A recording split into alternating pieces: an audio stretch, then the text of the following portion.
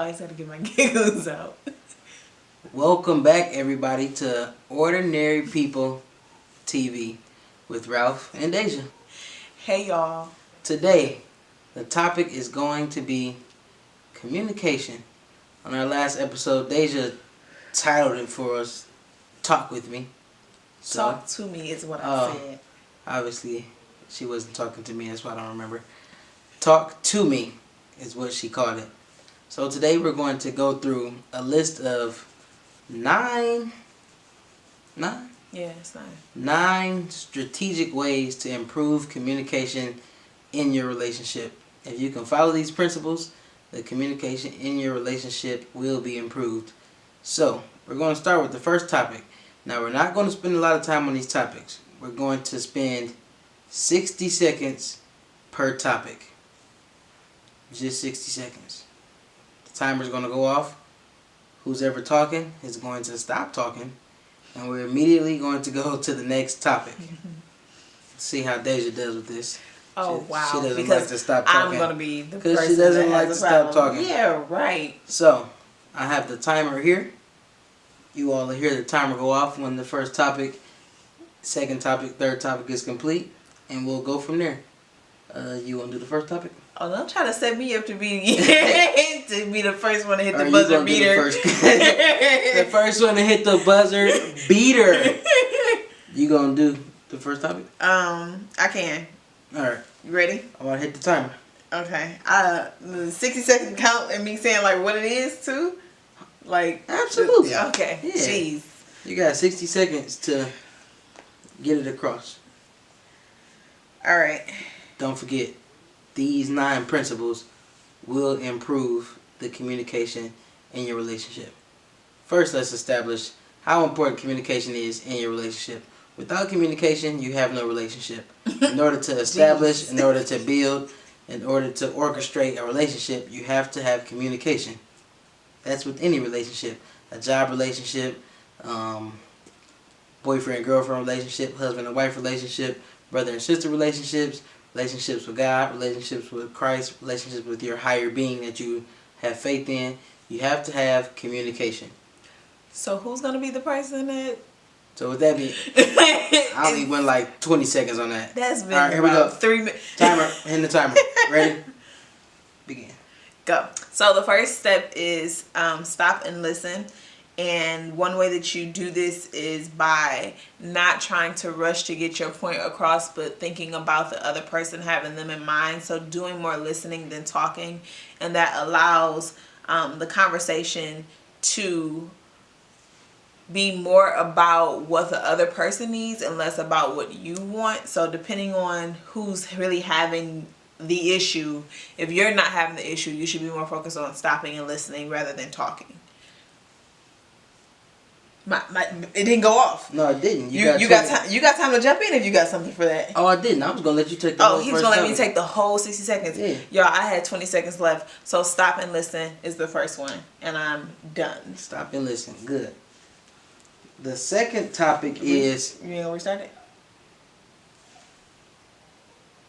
Because we gotta make sure Ralph go on his 60 seconds. He gonna try to start with my extra. Begin. The second effective way of improving communication within your relationship is forcing yourself to hear. Now, when you hear forcing yourself, a lot of people are like, force myself? That sounds like it's against my will. Sounds like I don't want to do it. By nature, our flesh doesn't want to do things that we have to be forced to do. So forcing yourself to hear within your relationship is just simply being intentional. You have to be focused on being intentional. And when you focus on being intentional and forcing yourself to hear, no matter what distractions are in the room, no matter what is also going through your mind, what kind of day you've had, you have to force yourself to listen and to hear what your other partner is saying. It kind of goes with topic number 1 with stopping and listening. You have to stop and listen, and you have to force yourself to hear. Listening and hearing are 2 different things. Listening comes from your ears. Hearing comes from your intellect and your understanding. So after you stop and listen, force yourself to hear. 60 seconds. Eyeballing that clock. You knew it was coming up.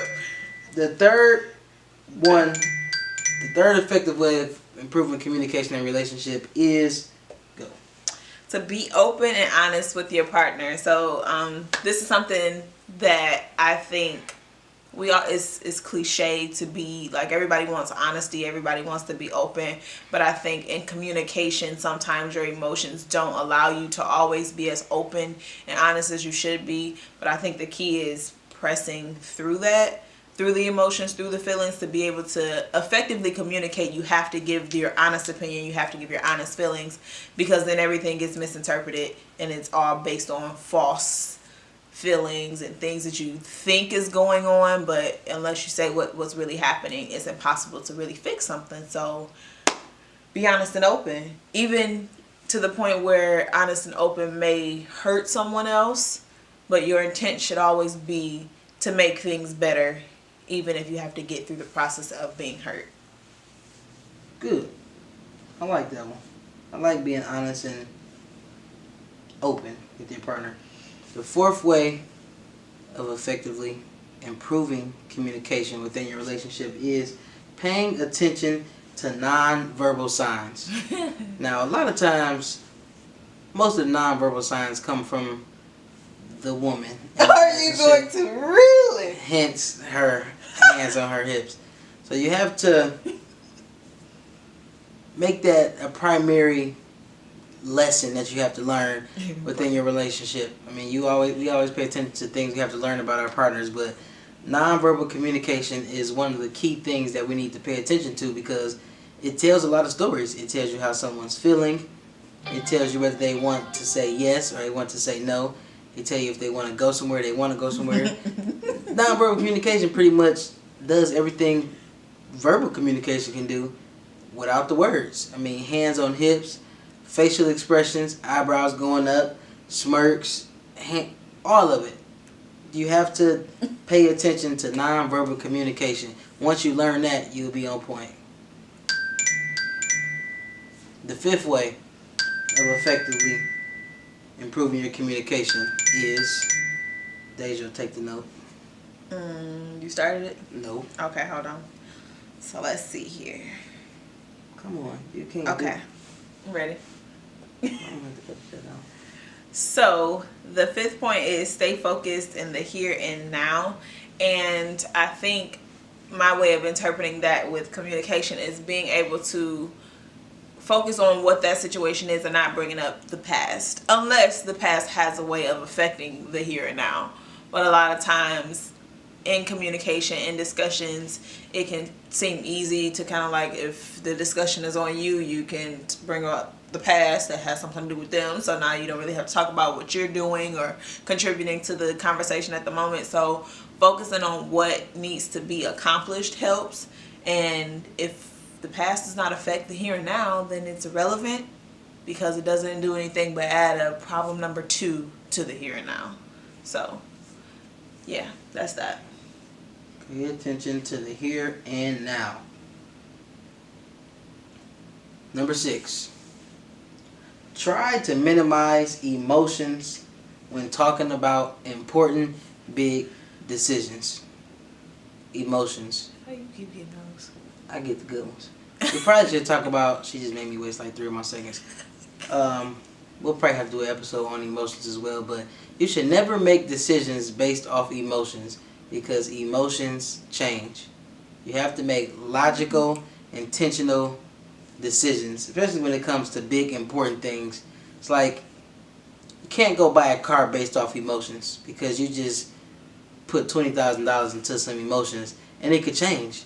And most times we make emotional decisions when making big decisions, because 5 seconds later we want something different. That's how you know it was an emotional decision. So try to minimize your emotions when making decisions. Sit down, be intentional, make a plan that's thought out, and actually execute that plan without the added emotions. Number 7, be ready to cease an argument. She want me to restart the clock? Because otherwise... Let's restart it. So be ready to cease an argument. That means be ready to accept the fact that you may not be able to get the victory. You may not be able to say, I was right and you were wrong. So sometimes it means having to swallow the pill and saying, all right, I know I was right, but he don't know I was right. So we just gonna end this conversation and let him think that he was right, and then that'll be that. I like this one. I bet. but yeah, just cease an argument, because sometimes it's healthier to just let the situation go when it's not that big of a deal. Like when it's not something that's gonna harm you later on in the future, just let it ride. I mean, so we all gotta take an L at some point, and as long as it's a small L, then cease the argument. I seem to take big L's all the time. Wow. Number 8. Humor and playfulness always help. Humor and playfulness. If you're in a relationship with somebody who doesn't know how to be humorous or playful, They whack. I was gonna say break up with him. I wasn't even gonna call him wag. I was just gonna say just leave him. Well, at least I said they whack and didn't tell people to leave them. Like, they're just gonna end or be on. Humor, smiling, playfulness, it always lightens the situation. It always kicks that huge elephant out of the room, especially when awkward, weird situations come about. And it's like, all right, this is weird. Somebody need to make a joke right now, or it's going to get even more weird. So you have to learn how to incorporate a joke, a humor, some wittiness inside of situations, or you'll be doomed. Someone used to say that laughter is good for the soul, and it's good. It's like medicine.